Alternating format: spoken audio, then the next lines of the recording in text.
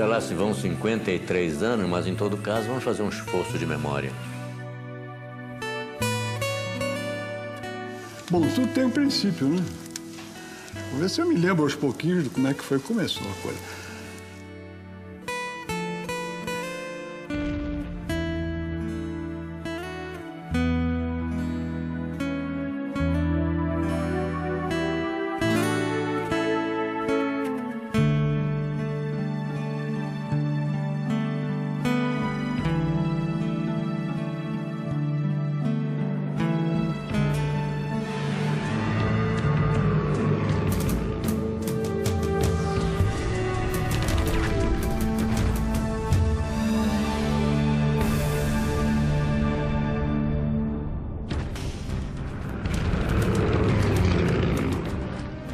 Em 1942, a dura realidade da guerra na Europa se mostra para os brasileiros como acontecimentos de uma terra distante. Fatos acompanhados pelas rádios e jornais da época. A juventude que ingressava na escola militar tinha apenas um sentimento no peito: concretizar a tão sonhada carreira. Jovens em cujos corações cresceriam sentimentos de revolta, detonados principalmente por uma série de acontecimentos ocorridos na costa brasileira. Houve uma sucessão de torpedeamentos de navios nossos. E o povo nas ruas exigia uma reparação a essa agressão totalmente descabida, com perdas inúmeras de vidas valiosas, vidas brasileiras.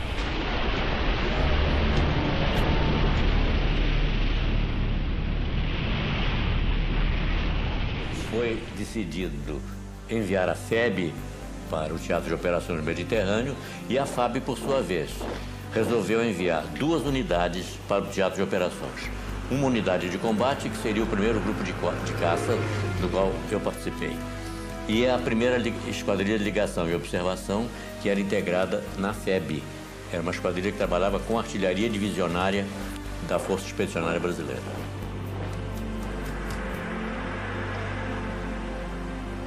E foi criado o grupo de caça em 18 de dezembro de 43. Entre os voluntários do grupo para comandar a unidade, os mais cotados foram o brigadeiro Nero Moura, que era Major Nero Moura, e o Major José Vicente Faria Lima. Na disputa entre os dois, o Faria Lima chegou a dizer para o ministro Salgado Filho o seguinte: olha, eu tenho as mesmas qualidades do Nero e eu gostaria de ir porque eu sou mais antigo. Uma dessas conversas aí, o Nero aí rebateu dizendo assim: eu sou ministro, o Major Faria Lima é engenheiro e eu só sou piloto. Se eu for abatido na guerra, se perde um piloto. Você, ele é tão piloto quanto eu, mas se ele for abatido, vamos perder um piloto e um engenheiro. Além do mais, é minha função e as unidades são comandadas por pilotos de combate, não por engenheiros. Mas eles são uma reserva de um trabalho mais elevado, mais intelectual. E o grupo de caça foi ter que ser trabalhado aqui. Para isso, o brigadeiro Nero Moura foi logo nomeado, ele era, nesse tempo era major, foi nomeado comandante do grupo, e como comandante do grupo, ele optou por um voluntariado. Ele escolheu 16 oficiais e 16 sargentos como seus homens-chave, como os homens que iriam para os Estados Unidos para entrar numa unidade tática de combate, para aprender o que era uma unidade de combate. Fomos para a Flórida, para Orlando, onde fomos treinados por pilotos americanos e ingleses. Eu fui nomeado para ser oficial de ligação do primeiro grupo de caça e fui mandado para Orlando. Ali é que eu já tomei o primeiro contato com o primeiro grupo de caça como tal. Nenhum outro país latino-americano mandou tropas para a Segunda Guerra Mundial nesta fase de operações. As minhas instruções de Washington, do Pentágono, eram que o primeiro grupo de caça tinha que ser um sucesso. E se qualquer um no teatro de operações, mesmo que fosse o comandante do teatro, criasse obstáculos, eu entraria em contato direto com o Pentágono, que eles resolveriam o caso. Terminada a etapa de treinamento em Orlando, os 32 homens-chave partiram para o Panamá. Para um lugarzinho chamado Água Dulce. Que nem tinha água, nem era dulce, porque era um lugar muito seco e árido, mas chamava Água Dulce. Lá nos encontramos com o resto do grupo todo, eu creio que uns 400 homens que tinham ido diretamente do Brasil para lá, para encontrar conosco. Aí então já se sabia que se ia para a Itália, que era um grupo de aviação de caça e que ia fazer parte de um esquadrão americano, de um grupo americano, que nós chamava-se grupo, mas nos Estados Unidos era esquadrão. Íamos fazer parte de um grupo americano e lutar junto com eles lá. O nosso treinamento foi excepcional, porque tivemos um coronel Dissesway que era rigoroso no voo e disciplina. Ele nunca perdeu a oportunidade de nos parar assim, num momento qualquer que a gente começava a afrouxar as instruções e assim, lembro, os senhores estão treinando para o combate. Essa é a última chance que os senhores têm. Vamos prestar atenção e vamos levar isso a sério. Quando a gente começava a correr um risco ou outro, a fazer uma manobra que fosse arriscada, que não estava previsto, ele dizia assim, eu não quero aqui ninguém morto, porque morto dá trabalho. Tem que arranjar pelotão para dar tiro, toque de silêncio, enterrar e cerimônia fúnebre. Eu não quero ser testemunha de cerimônia fúnebre de ninguém aqui, nenhum brasileiro.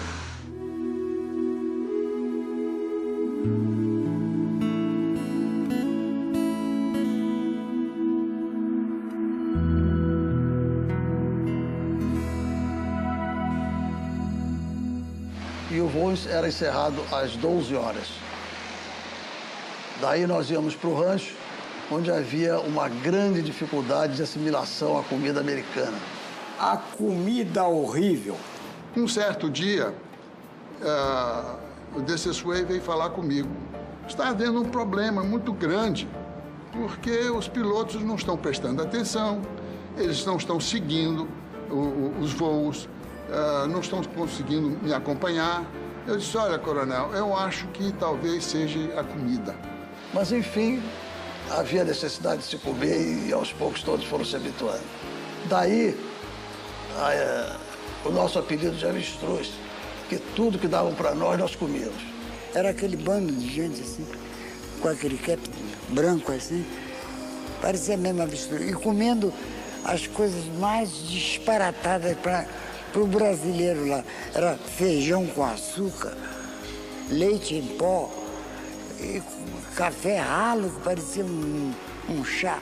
A comida americana aqui não é do gosto deles. Era a falta do feijão e da carne seca. Brasileiro que não come feijão e carne seca, viu, não tá bom dos nervos.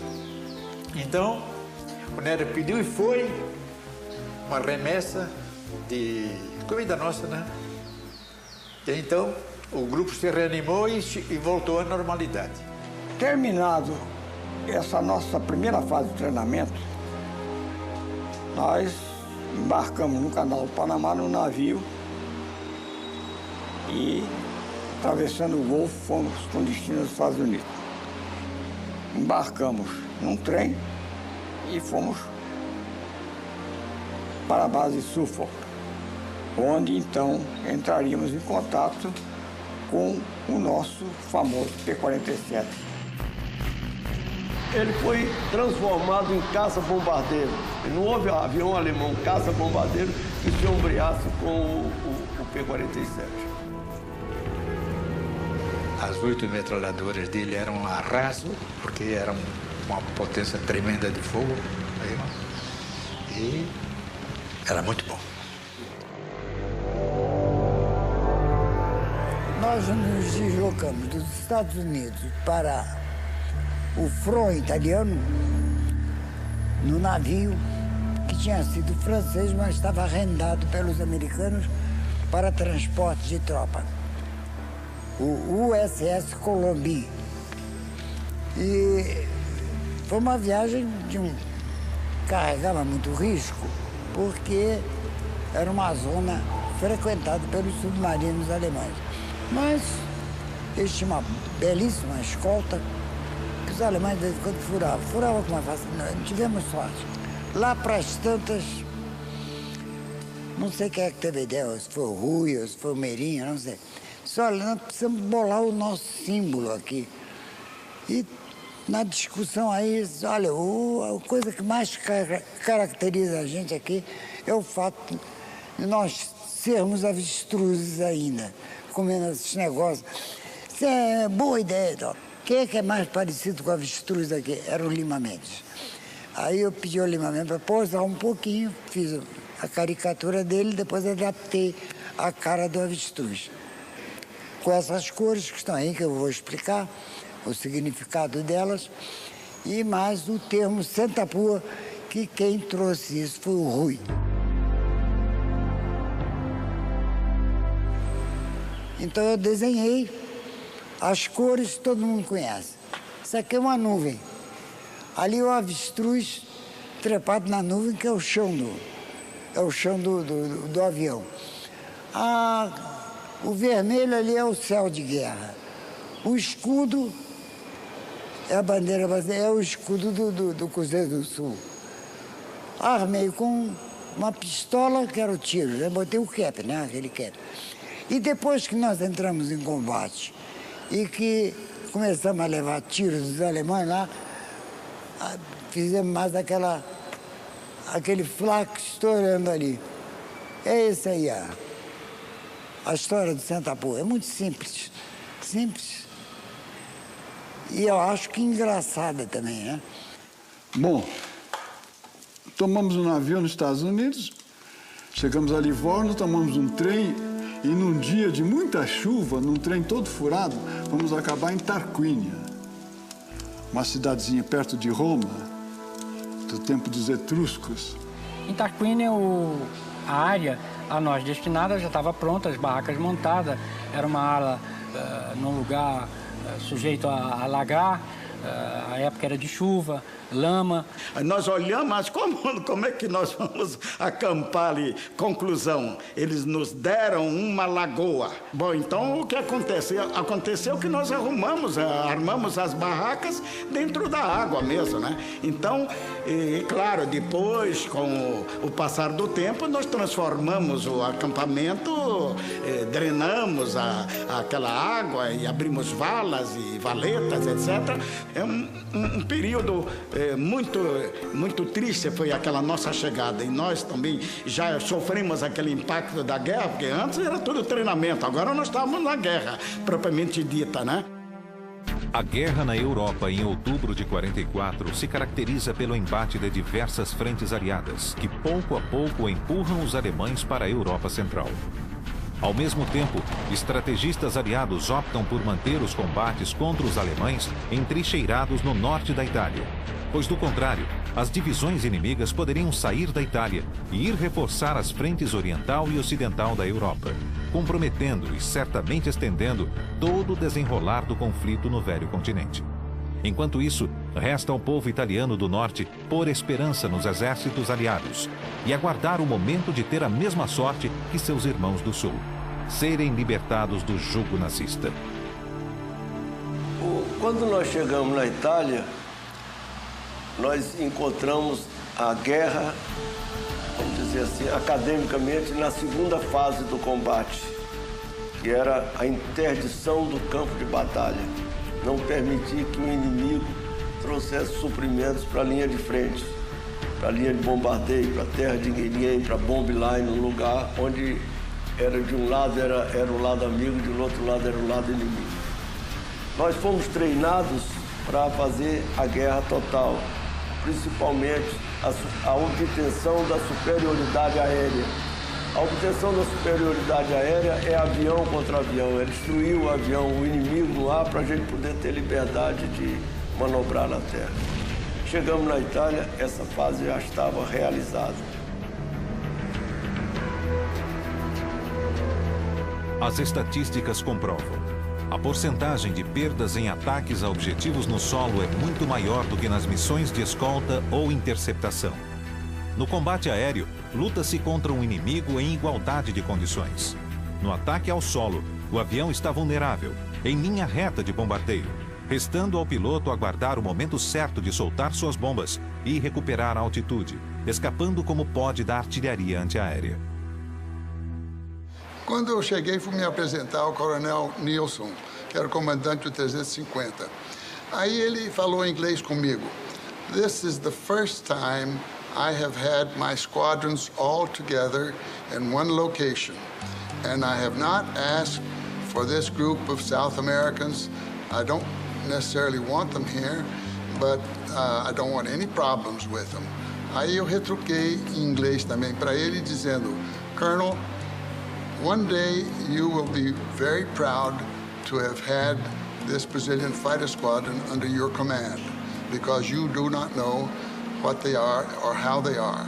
At the time they arrived, naturally, it was a big question mark for us, as it would be with anybody. They were coming in new.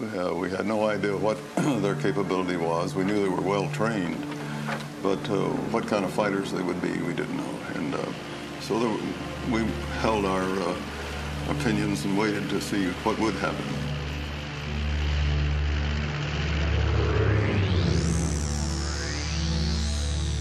Nós fizemos a primeira missão sempre dentro de uma esquadrilha americana, porque não era interessante botar os 4 pilotos novos fazendo uma primeira missão, porque não se podia saber, imaginar qual seria a reação dos 4 vendo aquele fogo pela primeira vez. A ordem que nós temos é fazer o reconhecimento do Teatro de Operações.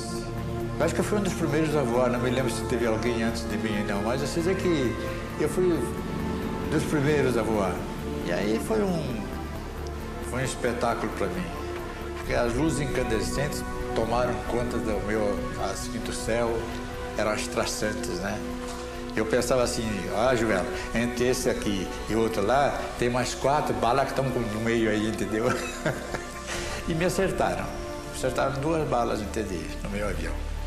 E eu posso dizer que não posso me esquecer dessa missão. É natural, né? A primeira missão é o batismo de fogo, como se diz. Eu me recordo que eu suava demais. Na recuperação, eu puxei com tanta força que a máscara chegou a descer do rosto.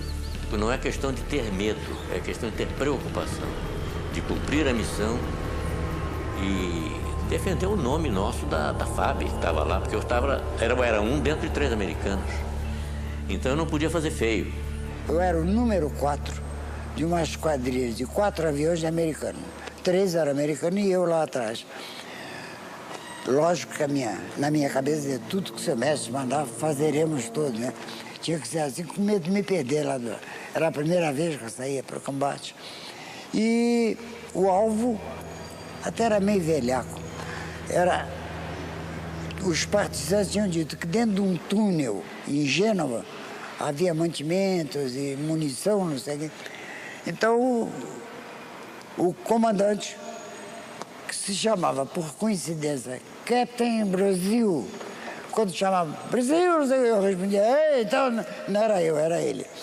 E então, chegamos lá em cima do túnel, ele mergulhou, jogou a bomba dele lá dentro do túnel, veio outro, mergulhou. Quando chegou a minha vez, o túnel tinha passado já. Aí eu tive que fazer assim para pegar o túnel. Quando eu fiz assim, bati com a cabeça no canopi lá em cima. Eu digo, puxa, eu não sabia que eu era tão ardoroso assim. Eu nasci para caça. Isso aí foi velhaco. Aí foi embora. Na volta, nós estávamos em Tarquínia ainda. O outro esquadrão americano, que era rival desse, que estava em Tarquínia, com o qual eu voei, no 342, ficava em Pisa. Aí o Brasil, o Captain Brasil, passou, deu um rasmose na pista lá de Pisa, puxou um tonolento. Eu digo, agora esse safado, vamos ver que brasileiro também sabe fazer essas coisas. Aí o segundo puxou, puxou o tonolento. O terceiro estava muito perto, não deu para fazer, e eu também. Era o 4, não pude fazer. Aí aterramos. Aterramos, e aí fui para aquela rotina, depois que o avião estaciona. desliga isso, desliga tudo, tem que desligar e tal, tira o fone,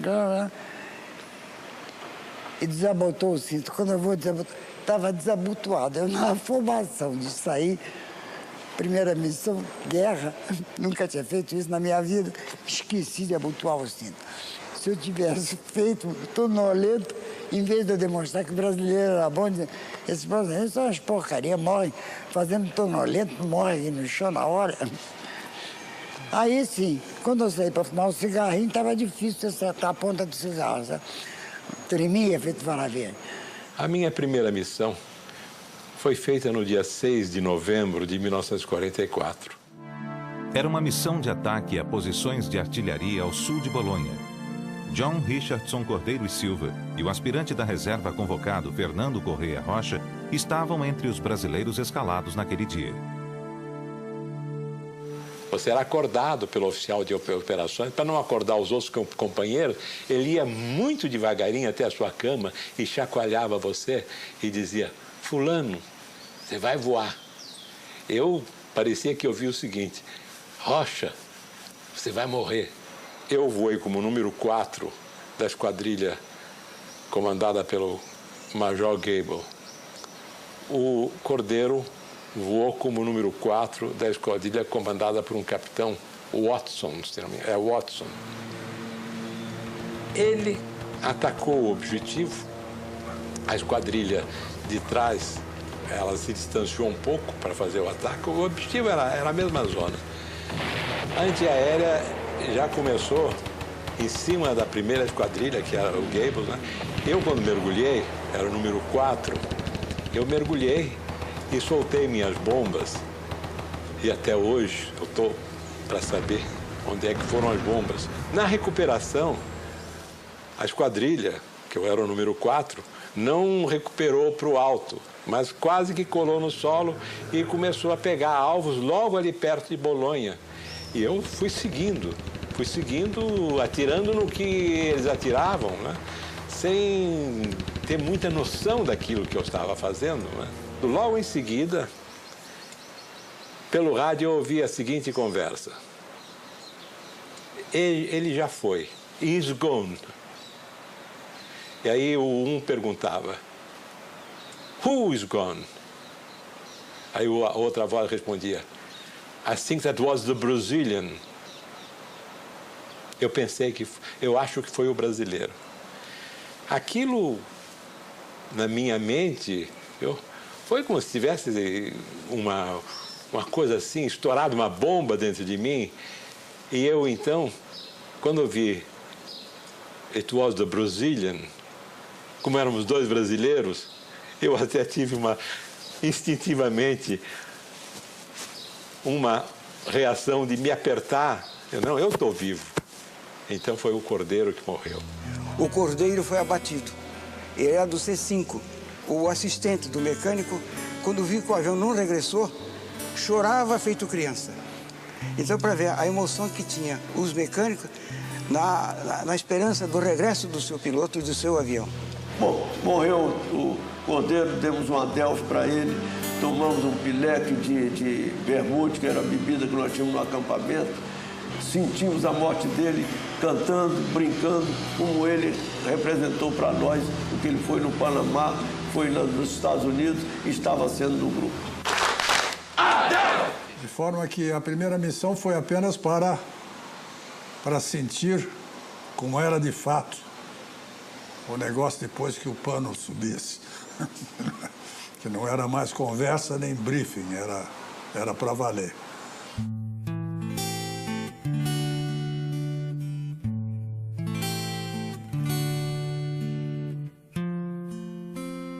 O primeiro grupo de caça começou com o pé esquerdo.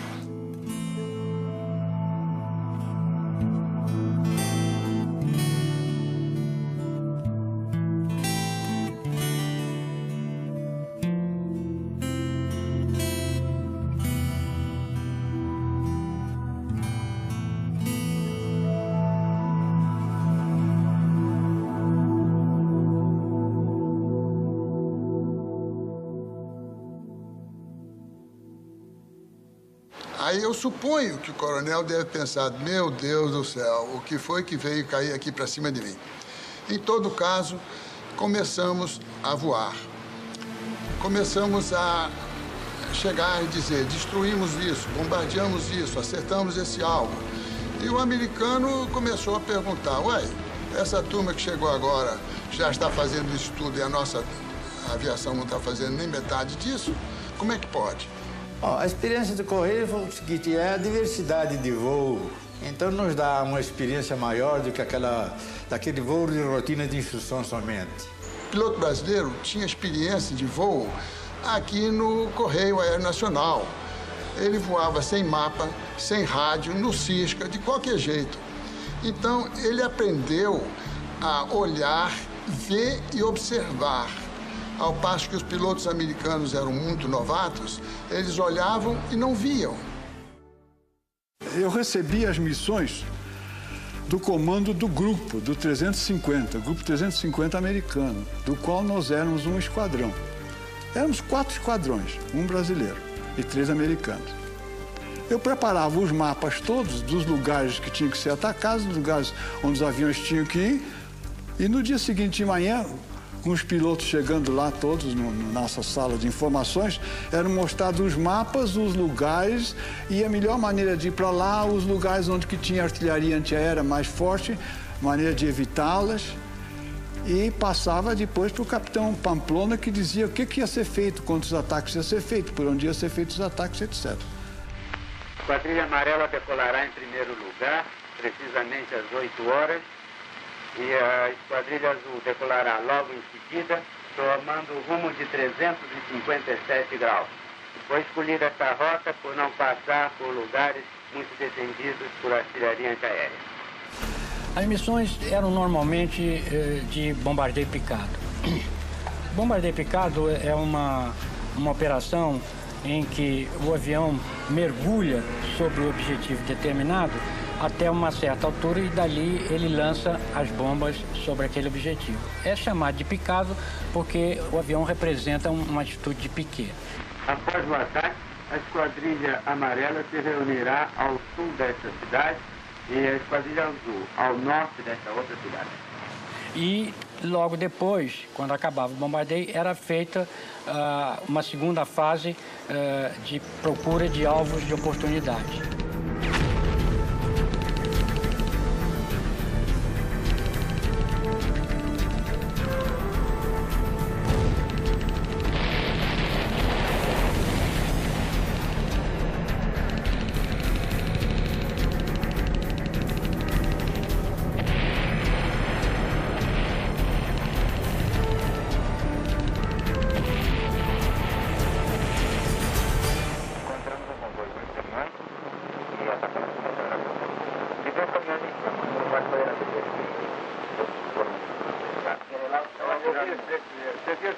Realmente, 2 impactos na ponte, um nesse lado da estrada, lado norte, e o outro lado sul.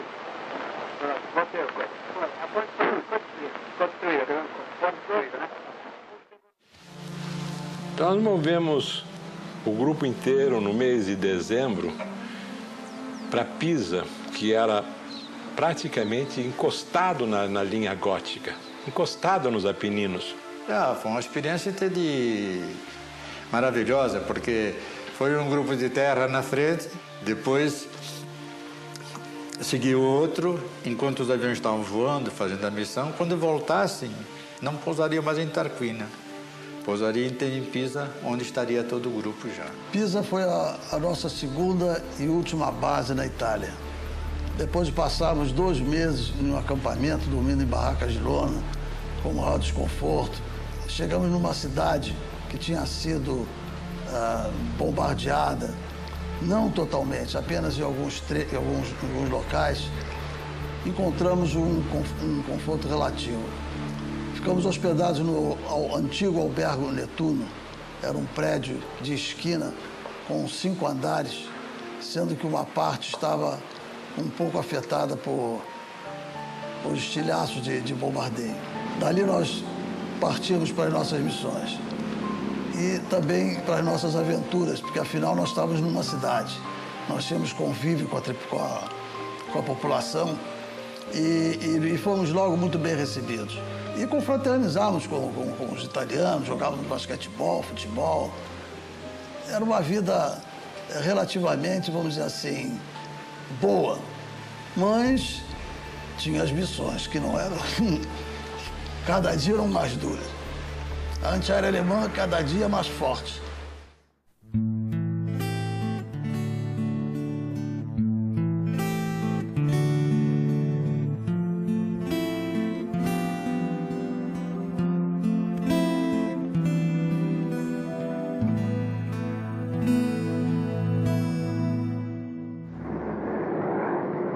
Levamos o nosso microfone ao lado de uma pista no aeródromo na Itália, de onde decolam os aviões da FAB, para apoiar as forças terrestres aliadas aqui na frente italiana.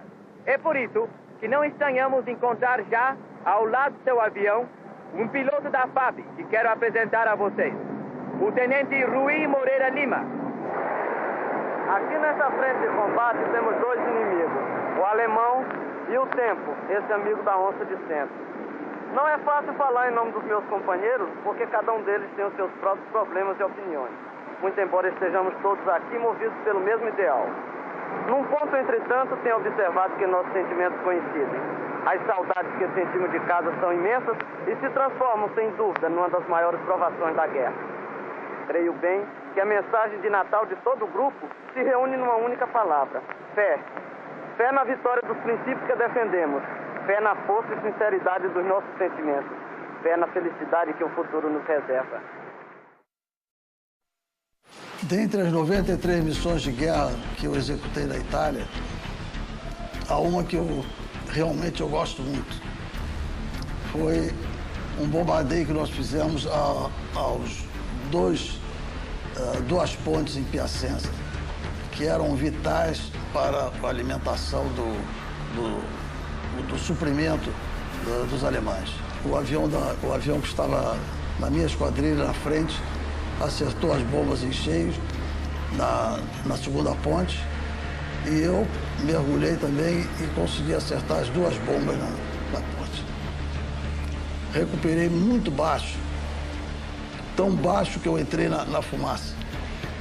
E o Meirinha, meu colega, ele falou: Goulart, o que é que houve? O Goulart sumiu. E eu aí disse: não, ainda não foi dessa vez. Recuperei o avião, ganhei altura e regressamos à barra. Essa missão nos valeu um elogio especial do comandante 350. As duas pontes foram destruídas e impediu realmente que as tropas alemãs, durante algum tempo, conseguissem um suprimento normal.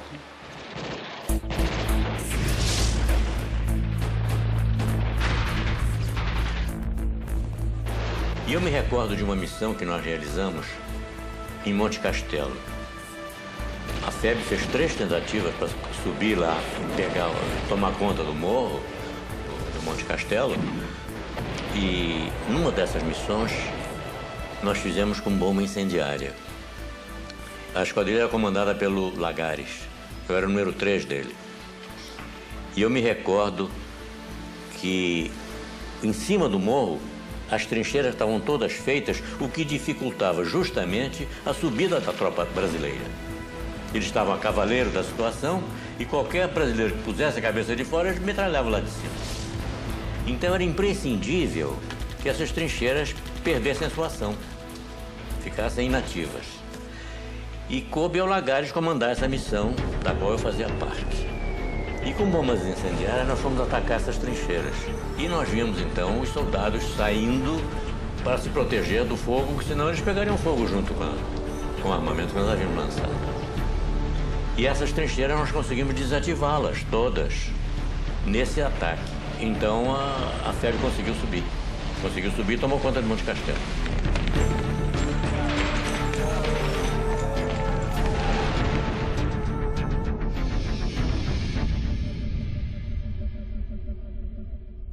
Efetivo de todo jeito, todos nós. Não é vantagem nem desvantagem. Aconteceu com todos nós. Não é mais coragem e menos coragem. São ossos do ofício. Entende? No início, os pilotos mandavam a gente fazer muito zigue-zague para evitar antiaérea. Depois, a experiência vem e a gente verificava que o projetil do chão para 12 mil pés levava mais ou menos 10 segundos. Então, a gente ficava na reta e contava 1001, 1002, 1003. Quando chegava a 1008, mudava de rumo. E, normalmente, a antiaérea explodia ali e não acertava. Quer dizer, o 88 realmente só nos acertava numa casualidade ou num tiro de sorte. E a gente ia assim até atingir o objetivo. Se o objetivo tivesse descoberto, então o comandante da esquadrilha mandava tomar posição de mergulho, quer dizer, as esquadrilhas ficavam uma ao lado da outra e era então iniciado o mergulho individual. Cada um mergulhava e fazia a sua pontaria, soltava as bombas e já tinha uma certa instrução se a recuperação seria pela direita ou pela esquerda. Este era um momento que a gente podia ser atingido, porque eles tentavam de 40 milímetros e do 20 milímetros eles não atiravam propriamente no avião. Eles atiravam com espoletas para explodir numa determinada altitude. Então aquilo formava um prato de explosões em que o avião tinha que passar através dele porque a gente ia mais baixo do que 5 mil pés para lançar as bombas. Cada um levava lá a sua, ou escapava, ou pegava a pequena, mas de uma maneira geral eles acabavam acertando alguém. O que se fazia sempre era colar no chão. Porque, veja bem, as armas antiaéreas estão sempre em pontos altos. Torres de igreja, colinas, essa coisa. Então, se você colar no chão, uma colar de cortar grama, eles param de atirar, porque eles atirariam neles próprios.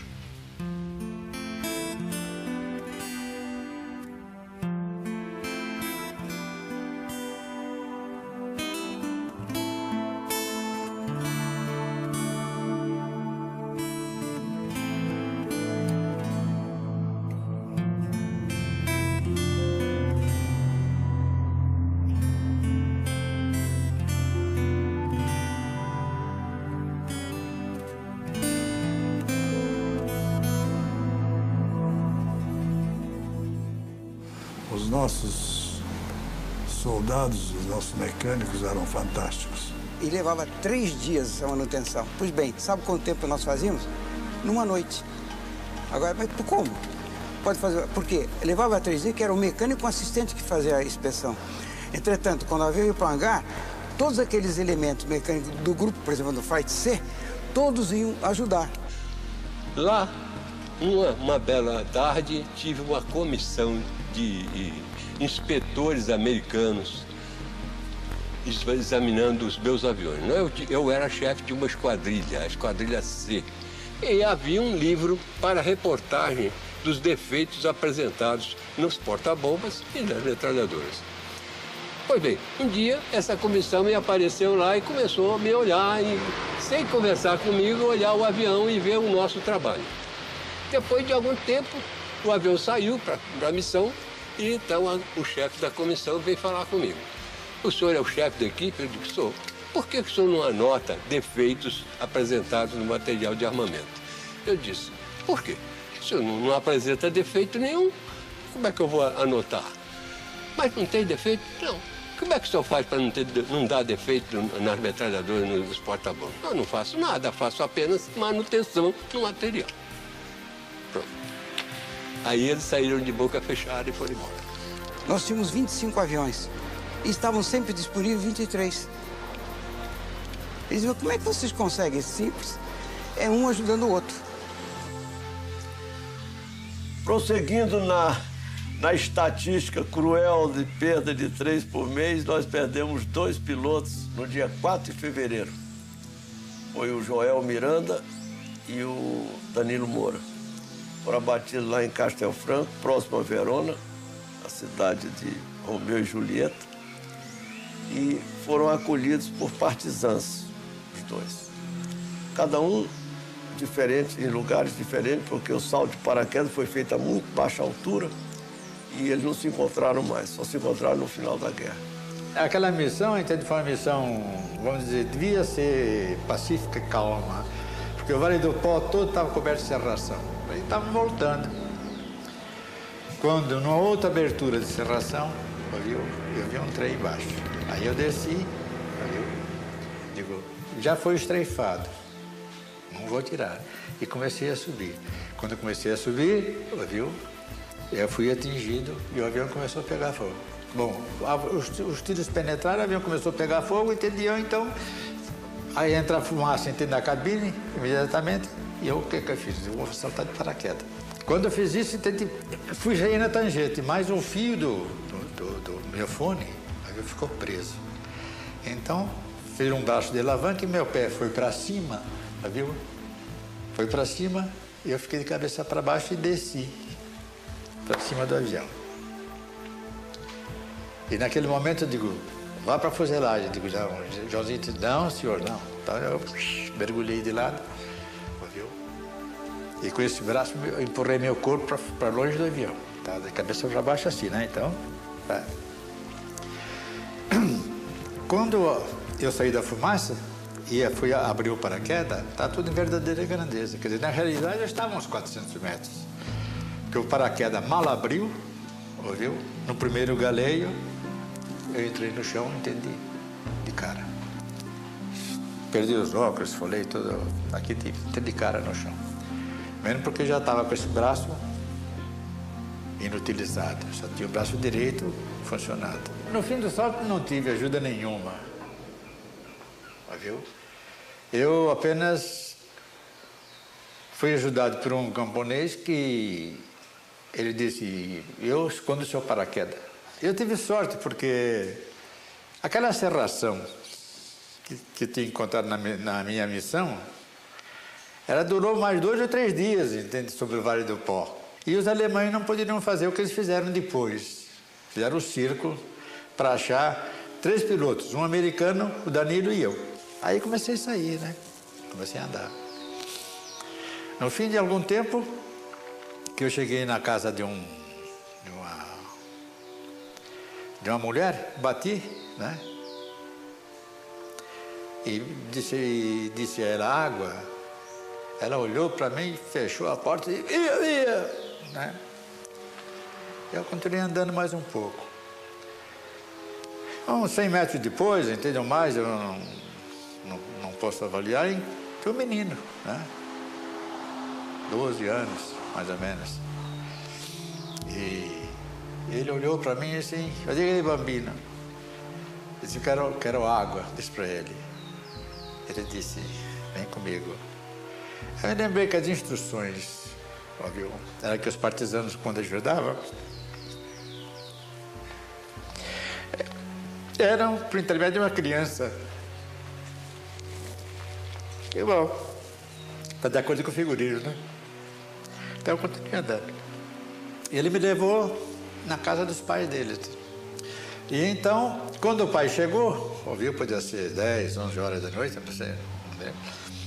Ele conversou comigo. Ele disse, então eu vou buscar um inglês que está foragido aqui nessa região para poder tirar você daqui.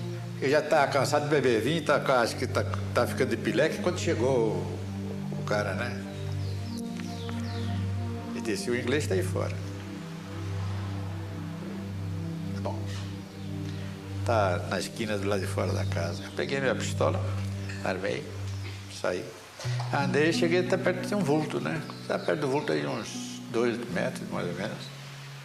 Eu digo, você que é inglês? Ele me respondeu, eu sou soldado do 8º Exército. E estou aqui já desde 1942. Né? Digo, mas você não é inglês. Sua pronúncia não é de inglês. Não, sou sul-africana. Tá bom. Eu disse, meu nome é Steve Groove. Tá bom. Aí, ficamos conhecendo. Me apresentei. Aí, ó. Tudo certo. Foi com a ajuda de Steve Grove que Joel Miranda conseguiu ser examinado por um médico italiano chamado Tino Ghiotto. Joel, no salto, fraturara o ombro, além de ter torcido o tornozelo. Ir ao hospital de Campo Sampiero era sua única esperança.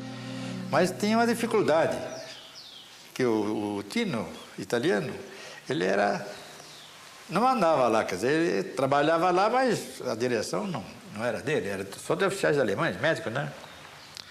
Então, como é que eu ia utilizar o equipamento de raio-x, sem que o alemão soubesse? Então, as freiras inventaram o seguinte: vamos fazer uma homenagem a ele, a médico alemão.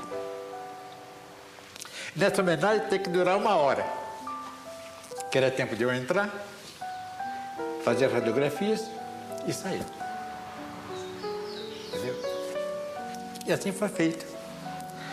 Mas acontece que, não sei se por um defeito qualquer lá, a radioscopia não deu certo. Então ele teria que fazer a radiografia mesmo, entende? Aí então 10 dias depois tem que voltar lá. Aí já está ficando mais ambientado, porque quando eu entrei lá a primeira vez, né, passei pelas guardas do QG, viu? Olhei assim, eu falei, puxa, eu não devia ter vindo aqui, né? Que aqui é a boca do lobo, né? É a toca do lobo, né? Mas, tudo bom. E pela segunda vez a gente já estava mais sem vergonha, então pude fazer as coisas com mais naturalidade, entende? Tudo isso. E a radiografia, então, mostrou exatamente a fratura da cabeça do homem, aquele negócio tudo, e o caminho que ele devia fazer para consertar meu braço.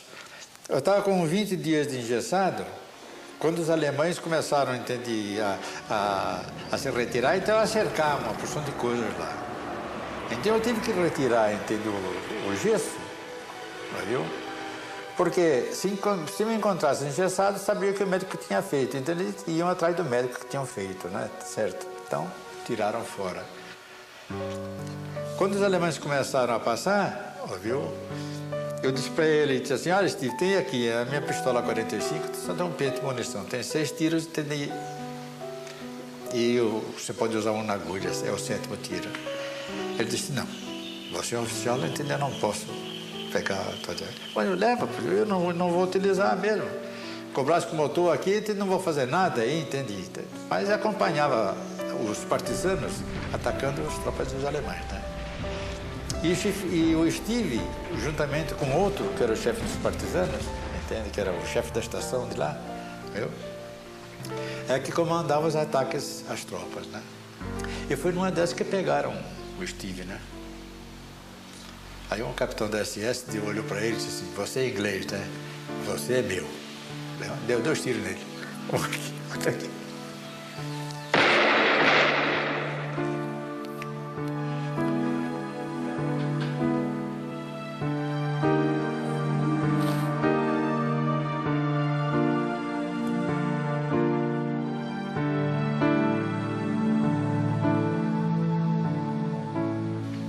Bom, acabada a guerra, eu estava lá com umas famílias de partisanos. Depois nós voltamos para a base. Voltando para a base, eu fui lá no Serviço Secreto Inglês, né? Assinei um documento lá, dizendo que não divulgaria nomes nem datas das pessoas todas, né? Que tinham me ajudado. Danilo Marques Moura decolou como ala de Joel Miranda para atacar uma ponte ferroviária e encontrou forte barragem de antiaérea. Atingido junto com seu líder, Danilo saltou de paraquedas e iniciou uma incrível jornada a pé pela Itália ocupada. Fez tudo errado com relação àquilo que nós havíamos ensinado em informações. Tudo que se havia dito, não faça isso, não faça isso, não faça aquilo, ele fez tudo ao contrário. E chegou às linhas amigas e se salvou.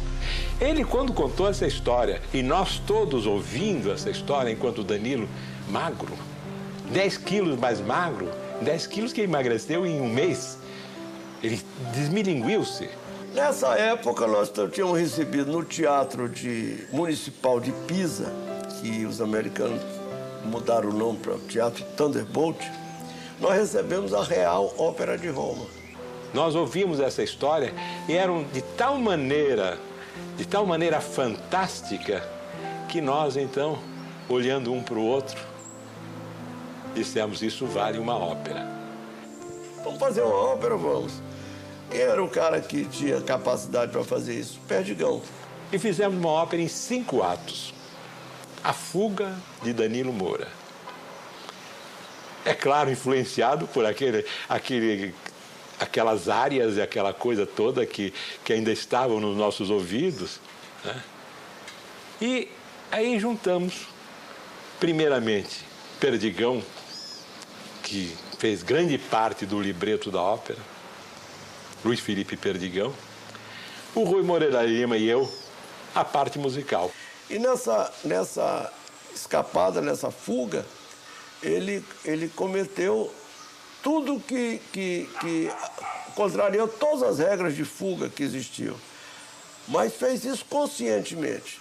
E às vezes o sujeito brinca, pô, o Danilo era errado, foi fazer... Não, senhor, ele foi muito ladino, ele foi muito esperto. Aviatori que faz bombardamento, matando gente, trazendo luto. Adesso sia paracaduto,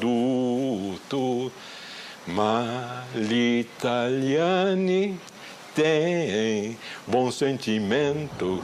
Aí ele partiu, em vez de ir pelas estradas vicinais ou pelos campos, ele saiu pelas estradas principais, pedindo cigarro para alemão, procurando as casas bem sucedidas. E ele então pedia água.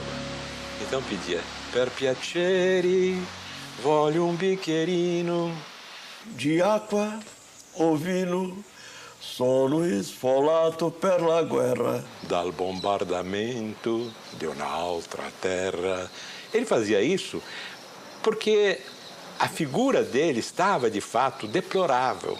Ele estava machucado, estava ferido, qualquer pessoa teria pena. Ele contava uma história de cobertura dessa, mais por gestos do que por palavras, porque ele estava com a boca muito inchada. E alguns italianos o acolhiam sem a carteira de identidade, outros não aceitavam a história dele, brigavam com ele, não, para fora daqui, eu não quero via. Então, na ópera, nós fizemos isso mais ou menos da seguinte maneira. A pessoa que ele se aproxima na casa pergunta da carteira de identidade. E ele diz que não tem carteira. E então ele responde, senza carteira che si può fare, buonasera, andare, andare. Signor vedere, per piacere. Senza portare una carteira, só buonasera. E bum, bate a porta na casa dele. E lá vai ele de novo, naquela caminhada em direção ao sul, que é a nossa base, passando por coisas incríveis. Ele se deu conta que estava do outro lado do pó. Aí disse, puxa, como é que eu vou atravessar? E fez 4 tentativas para atravessar o pó. Nesses 4 locais, ele não tinha um passe. E entrava na fila, chegava lá, o pessoal levava um passe pro alemão, dizia Heil Hitler, o alemão dizia Heil Hitler, o guarda, passava. E ele só chegava lá e dizia Heil Hitler e voltava para trás, porque ele não tinha passe. Escondido num monte de feno por um italiano, Danilo esperou 3 dias até que o passe para a travessia fosse arranjado. Mas ele ainda precisaria de mais um favor dos italianos. Quando atravessou o rio, ele pediu a bicicleta do italiano. Você pode esse é meu instrumento de lavoura, eu trabalho com isso e tal. Ele disse, mas, poxa, estou cansado, olha aí como é que eu estou. Ele estava realmente, ele perdeu 19 ou 20 quilos naquela travessia, com muita fome. Aí o Seito emprestou a bicicleta para ele. No final da guerra, ele deu uma bicicleta nova lá para o italiano, deu dinheiro, levou mantimentos. 6 dias depois de Sassuolo, ele chegou em Pisa. E a chegada foi sensacional. Esse reencontro para o comandante Nero Moura foi pessoalmente especial. Eu estava em operações, aí entra o Nero Moura, nosso comandante, com um lenço branco no pescoço, aí diz assim, Osias, sabe quem está aí? Eu digo, não. Meu irmão, Danilo está aí. pela primeira vez eu vi vibrando, mas vibrando de alegria. Seu nome é Danilo de Moura. Seu posto é segundo tenente. BO é 345. E agora, me conte toda a sua história. Não conto, nem posso contar. Porque, meu amigo, perdeste a memória. Ele não é isso, Miranda disse, para eu não falar. Uno brasiliano aviatore, paracaduto, papum. Assis, outro piloto abatido do grupo, estava voando numa missão de bombardeio em 21 de janeiro de 45. O alvo, um depósito de combustíveis nos subúrbios de Piacenza. Seu ala na missão era o tenente Meira. Nós já tínhamos feito o bombardeio picado e estávamos fazendo a procura de objetivo de oportunidade, quando ele disse, vamos voltar, que eu fui atingido. E ele aí começou a subir e eu encostei e comecei a voar embaixo do lado, procurando identificar algum estrago maior que o avião tivesse sofrido. E realmente não vi. Aí disse a ele, olha, Assis, não consigo ver nada que demonstre assim alguma coisa maior. Ele disse, não, mas eu estou voando segurando com as duas mãos. Tá muito difícil comandar o avião, alguma coisa deve ter acontecido. Mais ou menos faltando uns 5 minutos para cruzar a linha de frente, começou a sair fogo do escapamento de supercharger que fica na parte posterior, que o piloto não vê. E eu fiquei naquele drama de consciência do que fazer, porque eu raciocinava, se eu disser que está saindo fogo, ele vai saltar. Se eu não disser, essa porcaria pode explodir e ele vai junto. Aí eu resolvi falar e disse para ele, Assis, está saindo fogo no supercharger. Ele disse, aí eu vou saltar. Aí começou os preparativos, jogou fora o canopi, desligou o oxigênio, aí desligou os fones e nesse momento o fogo parou. E eu quis avisar ele, mas ele não ouvia mais. Aí eu não tive outra alternativa a não ser ficar olhando o que ia acontecer. Assis, capturado, foi encaminhado a Frankfurt, sendo por diversas vezes interrogado. Em especial, o interrogatório com um padre alemão que havia morado 16 anos na Bahia. Conforme treinamento, respondia apenas nome, número e posto. Ele apenas não contava com a tortura psicológica na forma de um simples envelope que lhe fora entregue. Dentro estavam uma carta, um ticket de cinema de Pisa e um dog tag, a plaqueta de identificação do tenente Medeiros, que fora abatido ao atacar uma locomotiva e permanecia desaparecido. A primeira notícia que chegou é que ele teria saltado de paraquedas e estava salvo. Tivemos notícia deles através de uma rádio alemã, que disse que ele estava prisioneiro. E a Yolanda, que era a noiva dele também, e que também estava sempre lá em casa, eu disse, Yolanda, não se preocupe, o Maurício está bem lá com os alemães, mas ele vai voltar porque está prisioneiro. Mas depois chegou a outra notícia, viemos a saber que ele saltou de paraquedas e caiu num fio de alta tensão, tá, etc., e desapareceu. E na realidade o Maurício havia morrido.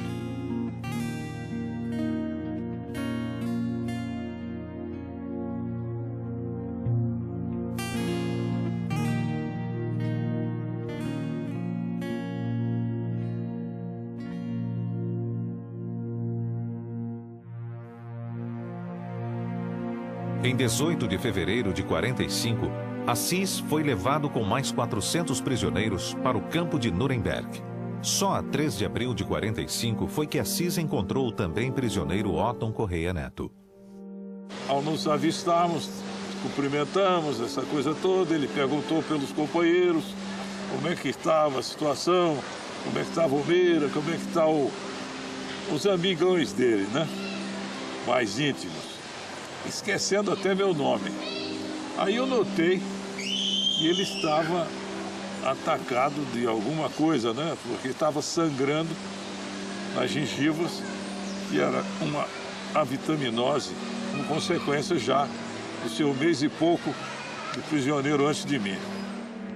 Correia Neto fora abatido ao experimentar foguetes de 105 milímetros pela primeira vez dentro do grupo de caça.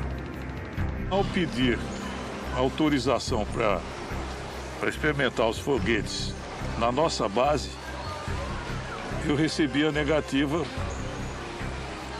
interessante do comando americano, que eu experimentasse no inimigo. Não tinha foguete para experimentar aqui, não. Tinha que experimentar no inimigo.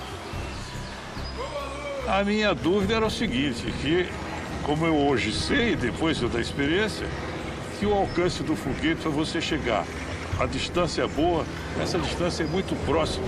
Ao atirar 1, 2, 3 vezes, eu fui atingido antes.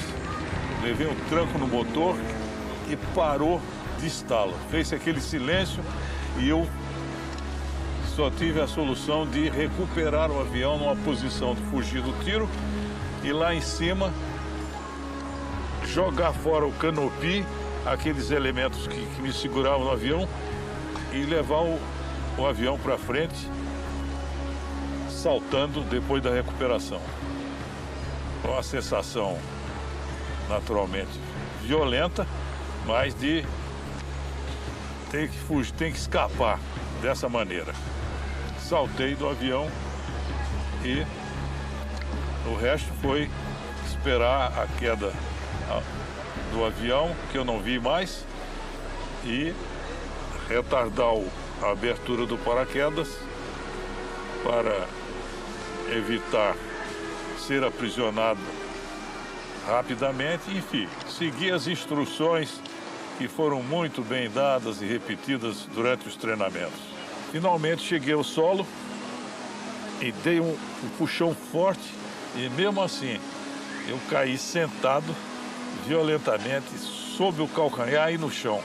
Chegou a turma e um guarda alemão armado me apontando a arma. Eu então fui obrigado a me levantar de mãos para o alto, e ele e um outro companheiro dele chegaram, me desarmaram e me conduziram preso para um quartel de alemães nas proximidades. Assim foi a minha chegada ao solo. Eu me lembro que na ocasião me perguntaram o que eu achava, que sensação eu tinha tido ao chegar ao solo. Eu tive a impressão que naquela época ainda não se falava nisso, mas eu tinha a impressão de que tinha caído na lua, pelo abandono que eu me senti na ocasião, isolado do meu mundo. No encontro em Nuremberg, Correia Neto falou para Assis que todos os prisioneiros seriam obrigados a iniciar penosa marcha de 180 quilômetros para fugir do avanço aliado. Com ele, especificamente, e com o Correia Neto, aconteceu um fato que é proibido pela Convenção de Genebra. Quando as tropas aliadas começaram a chegar, eles evacuaram esse campo para um campo mais à retaguarda, obrigando que os prisioneiros andassem 2 ou 3 dias e noites debaixo de chuva, o que é terminantemente proibido. Foi quando o Eisenhower fez até uma proclamação: se isso acontecesse novamente, eles começariam a matar prisioneiros alemães nos Estados Unidos. Durante essas marchas que fizemos, muita coisa aconteceu com relação ao comportamento dos prisioneiros e dos próprios americanos, companheiros que se faziam de enfermeiros para socorrer os outros. Quer dizer, esses andavam mais do dobro. Eles andavam, voltavam, davam remédios, voltavam para acompanhar os companheiros doentes. É uma demonstração de solidariedade, de companheirismo a toda a prova. Isso eu vi, não esqueço nunca mais. A 15 de abril de 45, entraram no campo de prisioneiros de Mosberg, a nordeste de Munique. A permanência em Mosberg foi até 29 de abril, dia que as tropas do general Patton invadiram a cidade. Houve umas rajadas de metralhadora que assustou, fez muita gente procurar abrigo e, em seguida, uma gritaria infernal, mas ao mesmo tempo alegre. Foi o que aconteceu quando as tropas ultrapassaram o campo e não se via mais guarda nenhum, todo mundo meteu o pé e nós ficamos felizes de ver do outro lado da cidadezinha de Mossberg a bandeira americana. No dia que ele chegou, eu fui recebê-lo lá no campo, né? Aí quando ele desceu do B-25, eu confesso que intimamente eu olhei para ele e disse assim, poxa, não deve ser tão difícil esse negócio de prisioneiro, porque ele estava gordinho, recheado, entendeu? Aí chegou e entregaram ele para os médicos, né? Uma semana depois, o homem estava emagrecendo assustadoramente. Aí eu ainda mexi com os médicos, pô, o cara vem gordo, o cara na mão de vocês aqui, vocês estão emagrecendo. Ele estava inchado. Quer dizer, ele tinha tido piorreia, basite, tinha passado o diabo naqueles campos de concentração, não propriamente de maltrato. Há um engano muito grande ao longo dos anos. Aquilo que se vê no cinema dos judeus e tudo aquilo era um problema estrito da SS do Hitler. As Forças Armadas não participavam daquilo. É claro que a vida era difícil, no lugar de dormir 10 tinha 40, não tinha comida, mas aquele tipo de atrocidade nunca foi.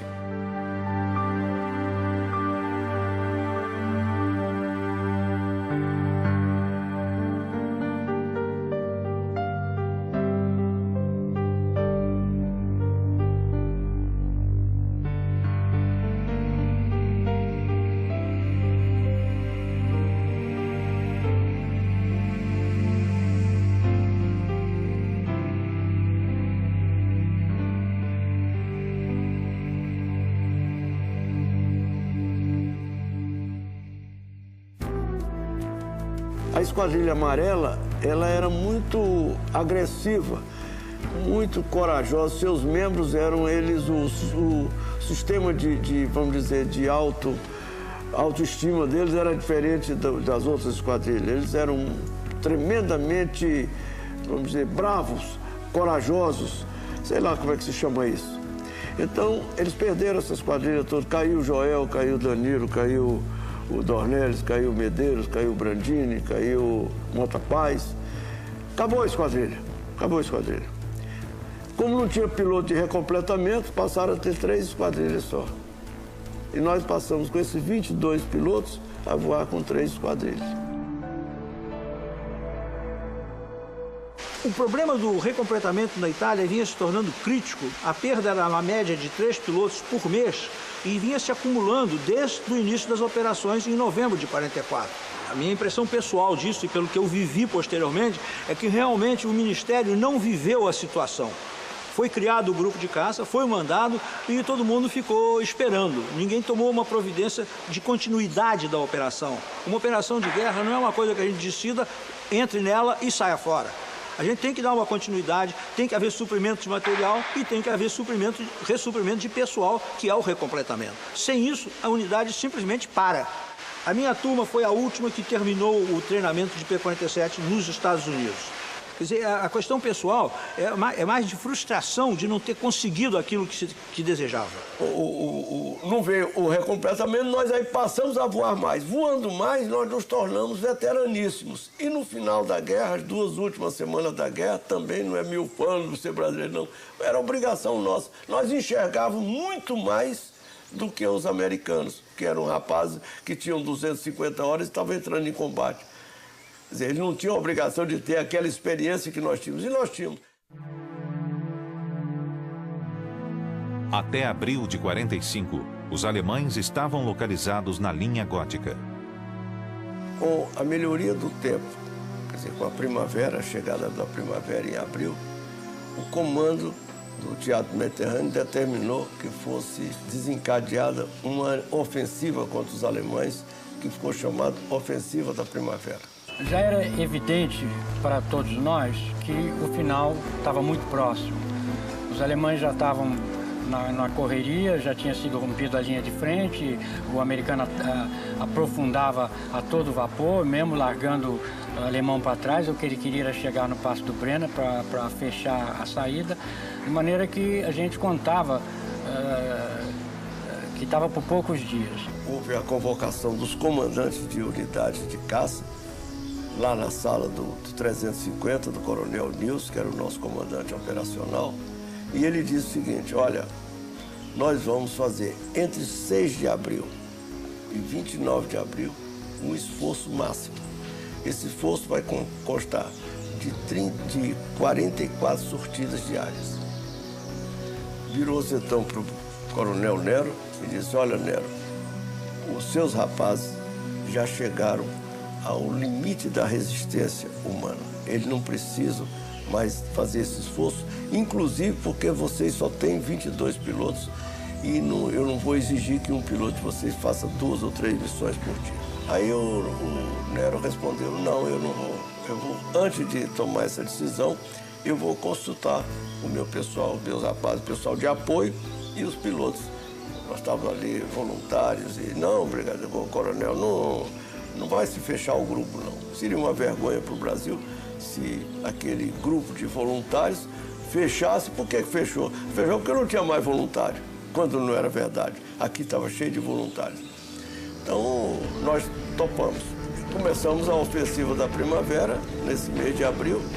Foi um mês duro para nós, a beça, porque os 3 pilotos da estatística foram perdidos. Foi perdido o Dornelles, morto em combate, o Santos, morto em combate, e o Coelho, prisioneiro de guerra, foi ferido em combate, o Pessoa Ramos. O saltou de paraquedas o Goulart, em território amigo. Uma festa como em termos de esforço de guerra e perigo e baixas. Nós sofremos muitas baixas. Decolamos e já era uma daquelas missões, embora ofensivas, sem alvo predeterminado, porque já era no recuo e na fuga dos alemães. Então o Dornelles decolou, passou sobre La Spezia, o porto de La Spezia, e subiu no eixo ferroviário que ia finalmente dar lá em Milão. O Dornelles saiu da esquadrilha, nós estávamos voando baixo porque havia uma cobertura de estratos baixos, saiu da esquadrilha e foi atacar o trem. O número 2 foi atrás dele, eu fui também, e o 4. Mas quando o Dornelles passou, ele já foi atingido na ida e já saiu pegando fogo, foi bater nos prédios da cidade. Logo adiante, eu ainda gritei para o número 2, entra sobre outro ângulo, tal coisa, papá, e nós não fomos atingidos. De maneira que foi uma triste fim de guerra para o Dornelles, e nós todos ficamos muito impressionados com aquilo.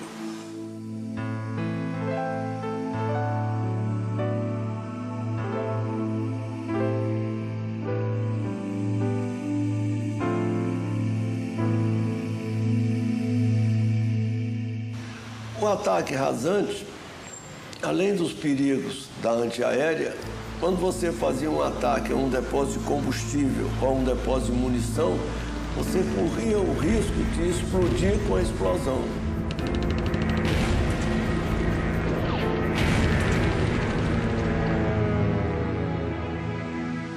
Porque uma coisa é ser abatido e a pessoa saltar de paraquedas. E outra coisa é você ver a pessoa bater no chão. Nós estávamos atacando uma área grande de depósito de munição. Para você ter uma ideia de grandeza, era uma área descampada, vamos dizer, de 500 por 500 metros, grosso modo, onde havia várias cabanas meio enterradas no solo. Então, essas cabanas, com a terra que eles tiravam do fundo para enterrar, deixar a munição lá embaixo, eles faziam mais ainda uma proteção para dificultar ataques a essas cabanas, a essas palhoças, e cobriam com palhoça e tal, para parecer que eram cabanas. E cada um de nós, então, mergulhava e atacava uma palhoça dessas, que era um depósito de munição. E o Santos, quando entrou no mergulho dele e deu no gatilho, na hora surgiu aquela bombinha atômica na frente dele. Porque por estar enterrada a munição, ela só podia explodir para cima. Então sai aquela língua de fogo com aquele cogumelo. E ele entrou nesse cogumelo com o avião dele. Não pôde desviar, porque ele deu esse tiro a 200 metros do depósito, 300 metros do depósito, não tinha como escapar. Então eu presenciei tudo. Ao sair dessa bola de fogo, imagina a temperatura que estava. Eu não sei nem se ele já tinha morrido, não tinha morrido, mas devia completamente transtornado. O fogo era tanto, a temperatura tão alta, que quando saiu dessa bola de fogo, a asa direita dele se desprendeu como se fosse uma folha de papel. Foi... saiu. O avião entrou no dorso e foi descendo. Ricocheteou no chão e foi cair mais adiante só. Eu só pude saber mais tarde, depois de terminada a guerra, eu fui ao norte da Itália, a nordeste, digo, porque o coronel Nero mandou 3 expedições para o território inimigo recolher pilotos que tivessem saltado de paraquedas ou pilotos que tivessem morrido. E lá é que eu pude constatar, então, que o Santos, antes do avião bater, ele saltou do avião. Ele caiu, vamos dizer, uns 200 metros antes do avião bater no chão, no primeiro ricochete. E no segunda batida, então, é que o avião bateu, explodiu e fez uma cratera do tamanho dessa sala. Deve ter morrido na queda, é lógico, ou talvez já estivesse completamente desacordado, com temperatura, cego, talvez, não sei, é difícil dizer. Agora, eu constatei nessa oportunidade que os alemães não enterraram o Santos. Eles estenderam o corpo dele, cobriram com pedras e puseram uma cruz que eu trouxe, está em Santa Cruz hoje, na base aérea de Santa Cruz, com a placa de bronze, com os dados que ele tinha no dog tag, aquela identificação que nós tínhamos no peito. Eles puseram num bronze e puseram na cruz. Eu trouxe essa placa, tá aí. Então, aí é que eu vi que ele havia saltado do avião antes, porque eu não vi, não pude. Naquela afobação, vendo o homem morrer, é demais, não é? Não deu.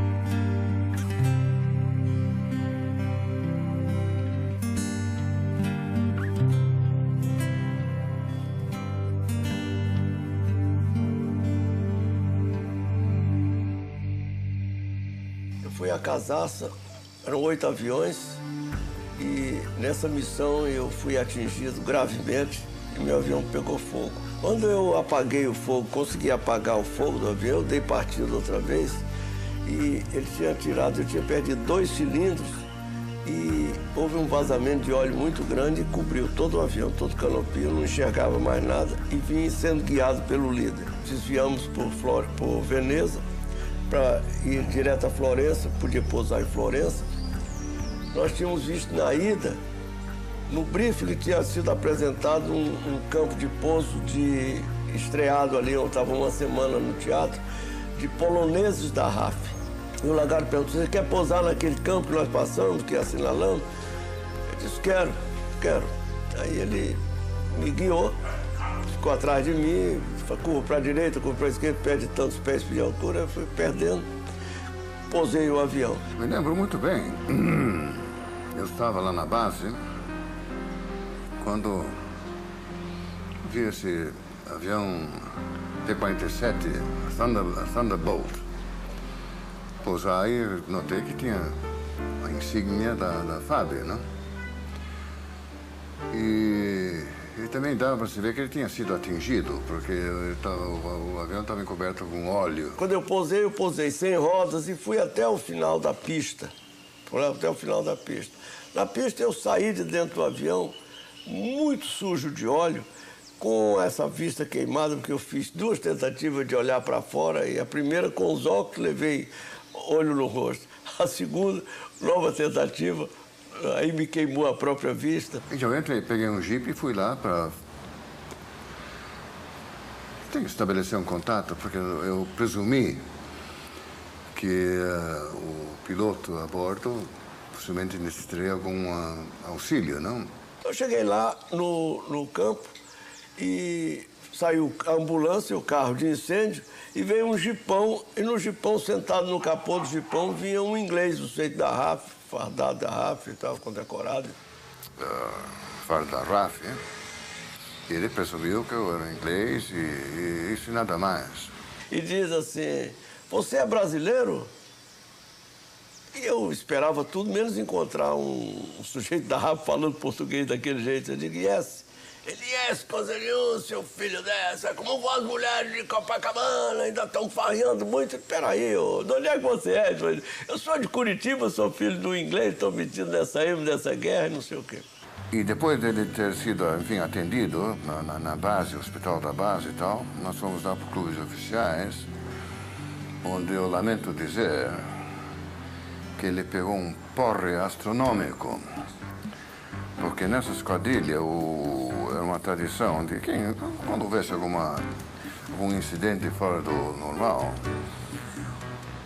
o cozinheiro polonês tinha uma mistura dele mesmo, vodka, mas mais forte que vodka, chamada de spirit. Então, se metemos uns copos de spirit no Primeira Lima, aquela vibração, eu devia ser fundo branco, né?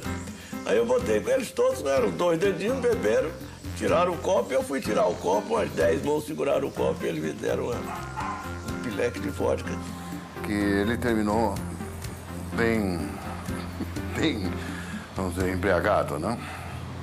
Até chegar em uma turma lá de Pisa para socorrê-lo. Eu aí desmaiei, eu entrei numa coma alcoólica, perigosa. Veio um avião me buscar com o Eudo e o Gibson.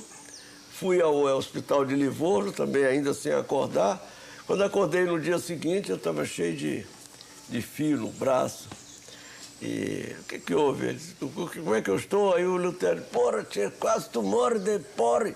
Se me perguntasse se tu morreu de guerra, eu dizia, morreu de porre. O Lutero era filho do presidente Vargas e era nosso médico lá no esquadrão. E quando nós estávamos nesse diálogo, o Horácio telefonou lá de Pisa, perguntando como é que eu estava. Eu entrei ali, falei com ele. Ele, você está pronto para fazer uma missão? Eu disse, estou pronto. Quer dizer, é porque não existia piloto, não é que a gente estivesse pronto ou não estivesse pronto. Tinha que estar pronto, porque senão não saía a missão e tinha havido o Nero Moura tinha assumido a responsabilidade de cumprir 44 sortidas por dia. Aí eu fui para lá e voei.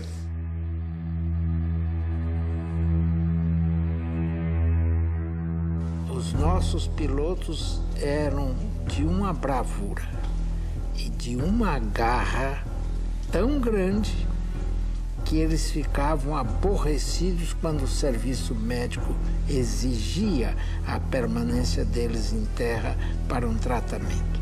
6 missões apenas, infelizmente foram 6, e deixei meus companheiros na incumbência de continuar fazendo as missões. Foi triste, porque eu sabia o risco que cada um estava passando toda vez que tinha que sair para a missão. Aguçado julgamento e senso tático fizeram com que o capitão Horácio Monteiro Machado contrariasse as ordens de ataque dos controladores aéreos e do próprio comando da 12ª Força Aérea.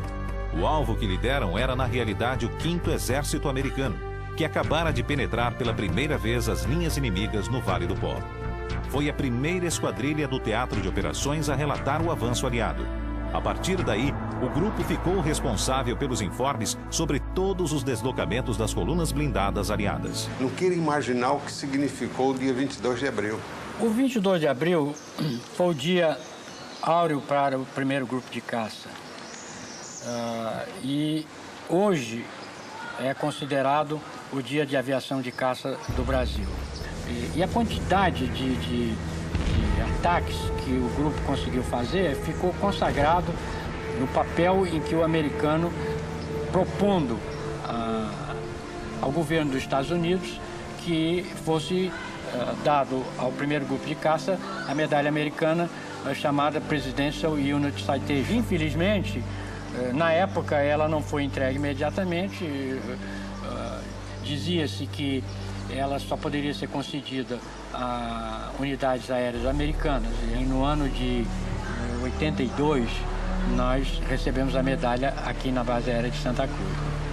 Particularmente, 2 fatos marcaram bem esse dia. Primeiro, que foi o primeiro dia em que eu assumi o comando de uma esquadrilha, do lado bom do 22 de abril.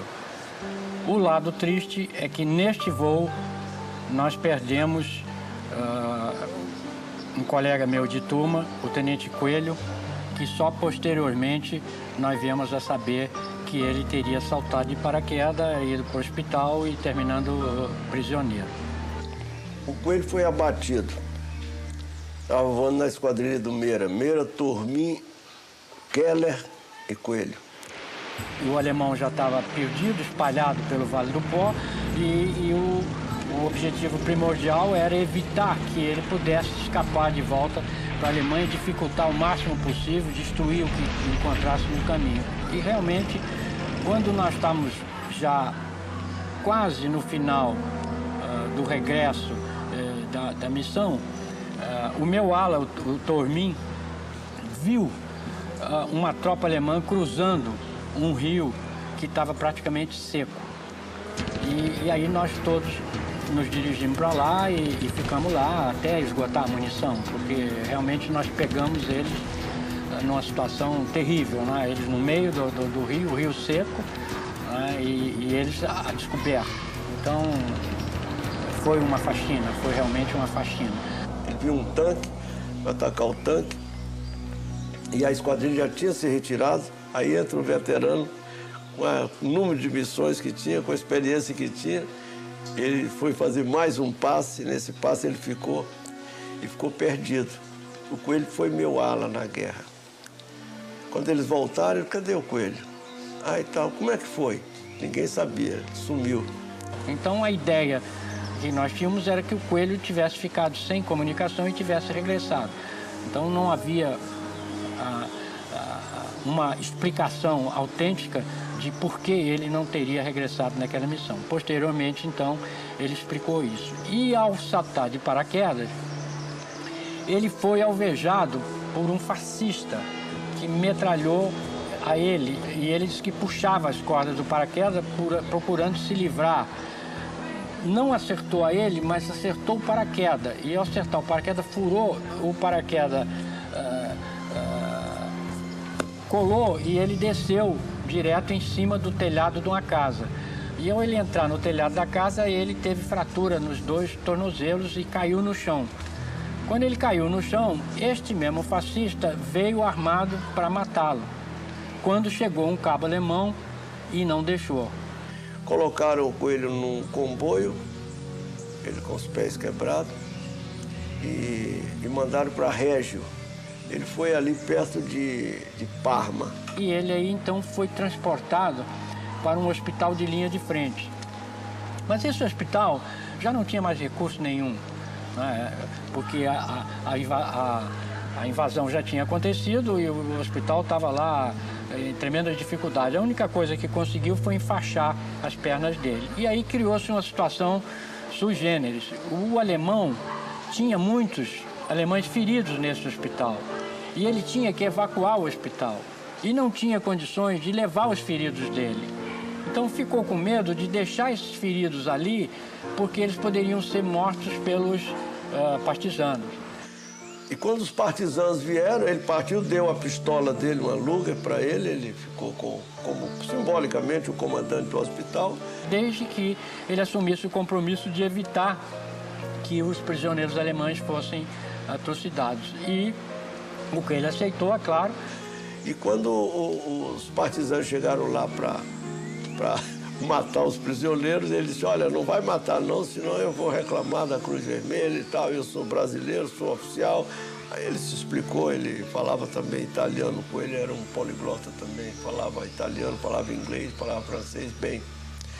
E explicou, e os italianos então deixaram os prisioneiros com ele. Quer dizer, ele permaneceu no hospital. Quando o americano, as tropas começaram a chegar, ele entrou logo em ligação e não só ele foi transportado para o lado, como também os doentes alemães foram protegidos de... Só aí, então, é que eu vim saber que realmente não tinha perdido um companheiro, apenas ele tinha ficado algum tempo fora da atividade.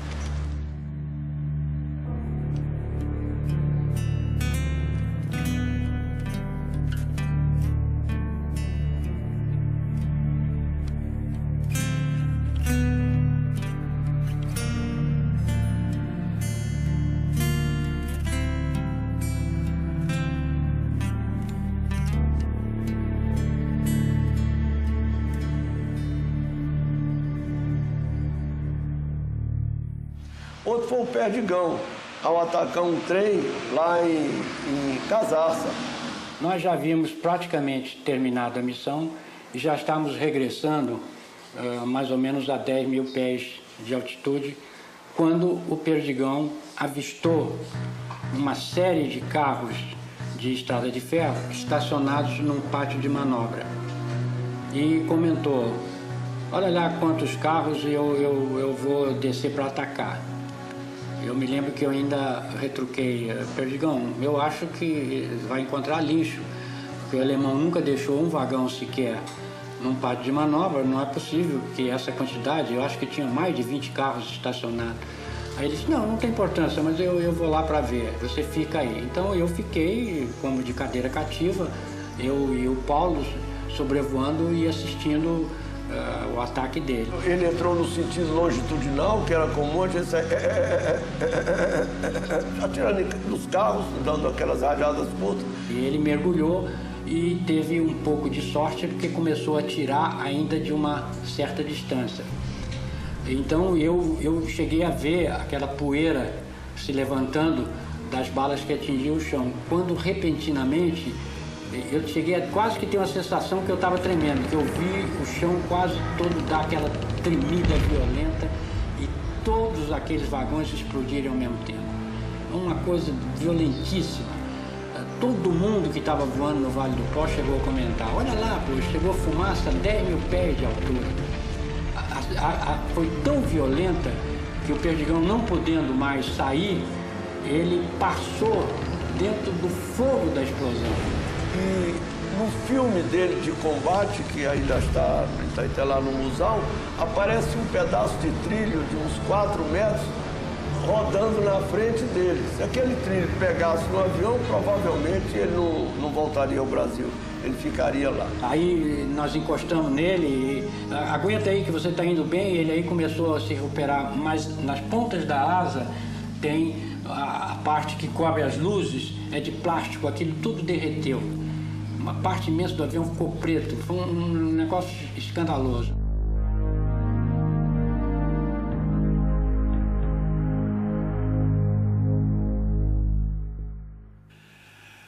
Há dois medos. Há um medo de morrer e há um medo de matar. O medo de morrer todo mundo tem. É instintivo, é natural. O medo de matar, as pessoas mais sensíveis têm também. E no grupo tinha isso. Tinha o medo de morrer, que a gente sentia, que a gente chama de receio, e que a gente sentia principalmente quando começava a missão. Taxiando para o começo da pista, para começar aquela missão, atravessar aquelas montanhas, ir para o lado de lá, o que vai acontecer? Eu vou morrer, vou ficar prisioneiro, etc. Mas depois passava.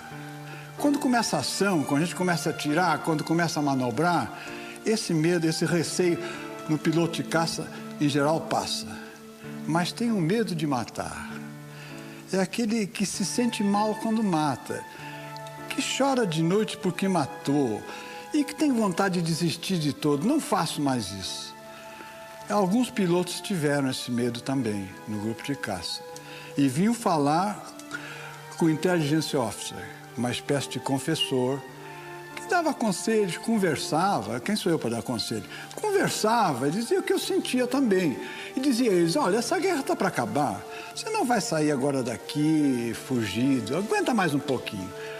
E a maioria deles aguentou. E terminaram bem. Eu mesmo me lembro, numa das minhas missões, eu dei uma volta em cima de uma estrada e vi um carrinho pequenininho andando na estrada vermelha. Eu dei a primeira passagem e não atirei. Era a hora de atirar em tudo que se movesse, né? Aí saiu um homem de dentro do carro, deu uma volta. Quando ele viu o avião indo embora, ele voltou para dentro do carro. Mas aí o avião estava voltando. E aí eu tive que atirar. E aí o carro explodiu. E é uma coisa que me repugna até hoje quando eu penso nisso. Coitado, né? Talvez não fosse nem de guerra, talvez fosse até contra os alemães. Morreu.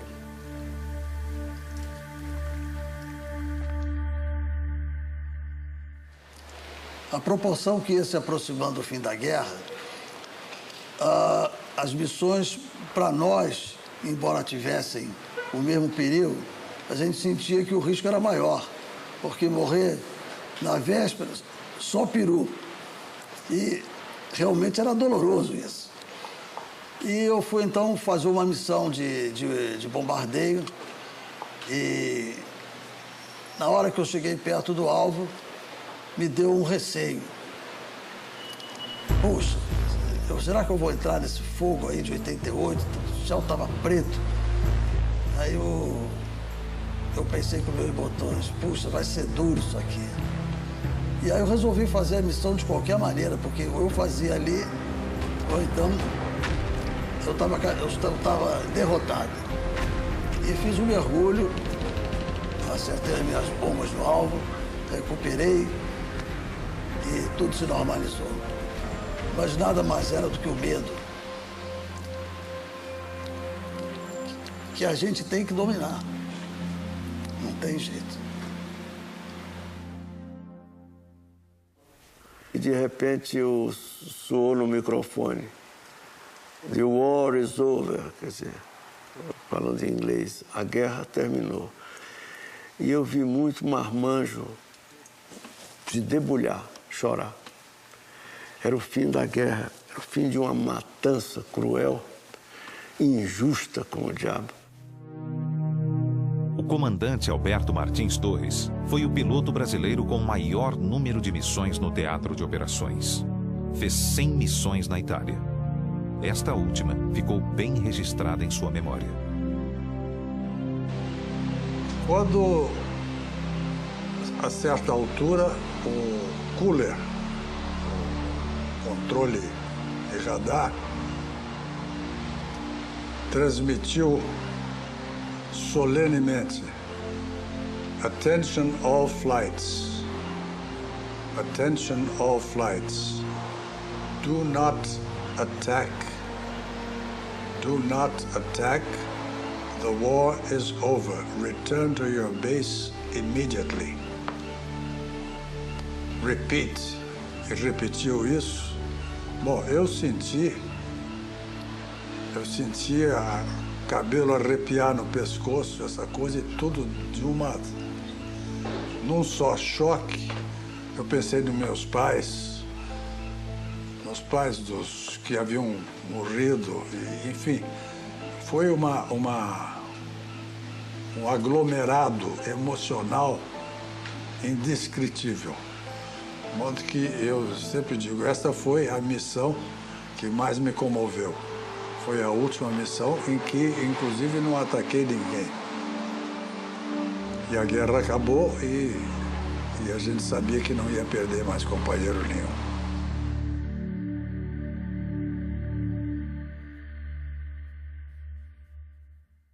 Todos nós estávamos ansiosos para regressar ao Brasil. Para o pessoal de terra e parte dos pilotos de caça, o retorno foi de navio, junto com o primeiro escalão da FEB, a Força Expedicionária Brasileira. Embarcamos no General Meigs. General Meigs era um navio de transporte de tropa.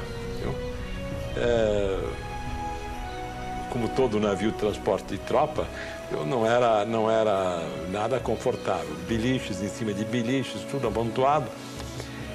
Mas só o fato de nós estarmos voltando para casa foi a viagem mais maravilhosa que eu fiz. Nós fomos recebidos fora da Barra por milhares e milhares de barcos soltando foguete, bandas de música e o povo gritando, dando vivas. Olha, é uma coisa que até hoje nós temos esta lembrança bela, né? E jamais esquecida, não há jeito de esquecer. 19 pilotos foram escolhidos para trazerem, voando dos Estados Unidos, os P-47 que pertenciam ao Ministério da Aeronáutica. e eram parte de um acordo firmado com os americanos. O Rio de Janeiro foi o destino final desta longa viagem. Chegamos aí no fundo da Bahia, com o céu azul, absolutamente azul. Cavu, não tinha uma nuvem, 16 de julho de 1945. Nós todos muito emocionados, sabendo que na hora que tocasse a roda no chão, nós tínhamos voltado, nós estávamos em casa. Foi assim uma emoção muito grande. E Nero Moura comandou o mergulho. Antes de ir para os Campos dos Afonso, ele resolveu fazer uma passagem pela Avenida Rio Branco, Enseada do Botafogo, subir o Pão de Açúcar, descer Copacabana, ali pelo Leme. Quando ele iniciou o mergulho, disse assim: vou até São Jambox, vou mergulhar e mergulhei. Aí ele baixou o nariz para baixo. Ninguém abaixo do edifício da noite. O edifício da noite era o edifício mais alto que o Rio de Janeiro. Aí só ele passou acima do edifício. Todos os outros passaram abaixo do edifício. Após isso, o esquadrão reuniu-se em formatura e fomos posar no Campo dos Afonso. Eu aí pisei forte com o pé assim, pá, Batista, assim. Agora eu cheguei em casa. Agora eu tenho certeza que eu voltei.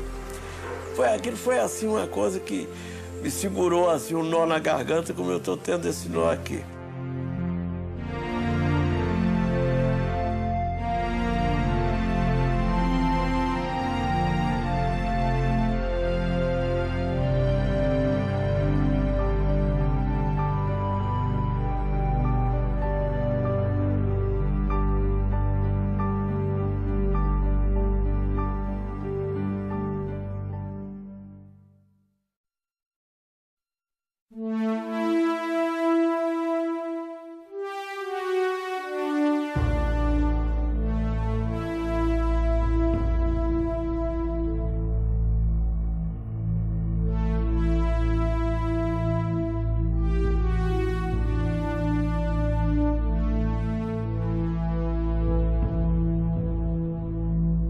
Ninguém se considerava ache. Éramos todos iguais. E todos combatentes com uma finalidade única, que era a vitória, né?